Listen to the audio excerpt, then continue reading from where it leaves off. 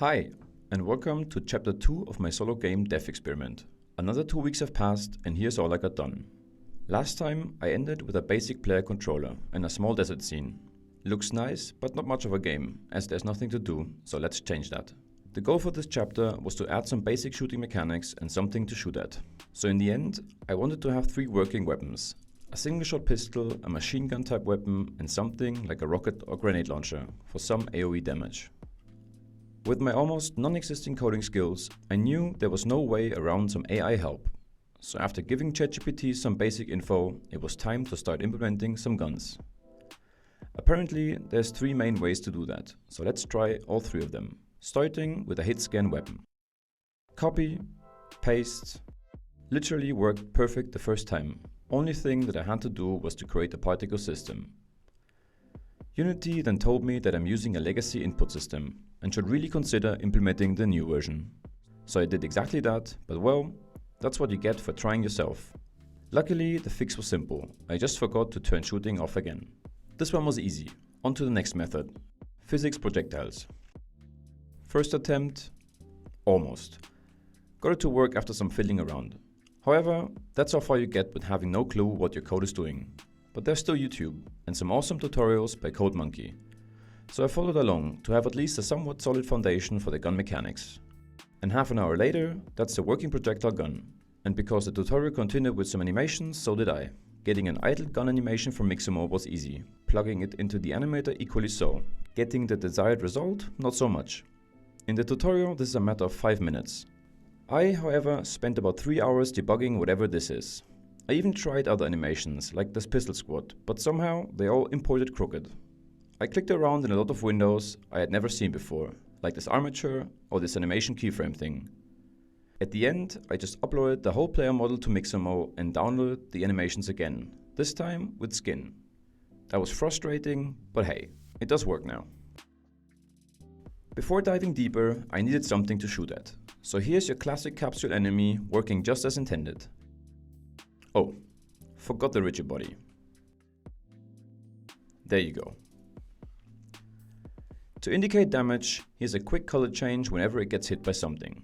That was easy, but I really need to fix the enemy movement, as this really won't lead to an exciting gaming experience. Thankfully, that's not even that hard. Unity's AI navigation is actually quite easy to use. Simply add a navmesh agent to the enemy and bake a navmesh surface to the scene view. Whatever is blue, the enemy can walk on. By adding navmesh modifiers to stones and boxes, we get a pretty clean navmesh.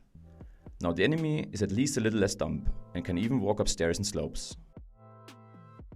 It's still not smart enough to jump, however, but good enough for now. And as a bonus, here's a very intricate attack animation. Already feeling creative, I continue with some 2D art for the enemy health bar in Illustrator. So here's a quick compilation. And yeah, that's it. A few lines of code later and it's working. And to make up for that Illustrator effort, I spent a few minutes and added some animations to the health bar. Now back to shooting, there's still one method missing: HitScan Projectiles. Basically a hybrid version that fakes some realism while still being quite a bit more performant. So here are take 1, take 2, and whatever quantum state I create in take 3. ChatGPT got it to work eventually, and I was able to add some basic trails to the bullets. Some graph editing later, and this is good enough for now. However, as you can tell, not everything's fine. Due to the high velocity of the bullets, the majority are not registering, and therefore don't deal damage. With lower velocity, that is not an issue, but the faster the bullets are, the fewer will hit. Simply going back to the raycast method fixed that for the time being. I wasn't planning on adding some levels or wave handling logic, so here's the most basic version of an enemy spawner with 3 points from where enemies will be instantiated. And in case you were wondering, I'm terrible at shooter games, however, not as bad as this looks sometimes. Strangely, I wasn't able to properly aim, especially with smaller movements. It was driving me crazy and I was almost swapping out my mouse until I found this. For reasons beyond me, there's a threshold in the character controller script that comes with the starter asset, which makes it not register small movements. I honestly spent way too much time on that.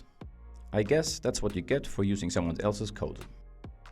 Next up was making the enemies stagger when hit, but I quickly gave up on that as I don't yet understand the physics system good enough, and the enemies just started acting weird once hit, or they just didn't do anything anymore.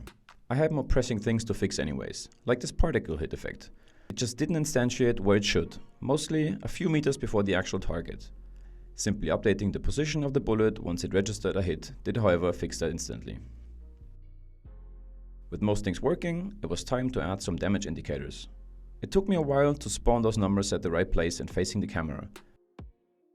Scaling them did cause some issues, but again, ChatGPT came to the rescue. I believe there's an updated UI system in Unity, which I will check out soon. In the end, I managed to spawn the numbers correctly and make them add up if multiple hits are registered in succession.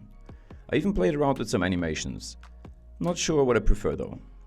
So there was still one major weapon missing I had planned for this chapter, the rocket launcher. After turning a cylinder into a projectile prefab, creating a new particle system and copy and pasting the logic from my colleague, here's the rocket or grenade launcher. It looks shit, but it works. And by getting all enemies within a certain area and calculating the distance to the center, I'm now actually able to deal some splash damage. As if somebody was feeling bad for my animations, some Discord user posted a link of the Unity summer sale, where I found this asset pack. So I bought it, and now I'm not even sure if I'll ever try doing visuals like that myself, as these ones are super nice and for only 20 bucks I feel like I would just waste my time. Well, maybe at some point in the future. After browsing the asset for some minutes, I picked an explosion effect and that's it. Works right off the bat. And it makes such a difference. But then, Unity quickly reminded me that things are not that simple. And trying to add another effect and adjusting some things led to some very interesting results. Like this one. Or whatever this is.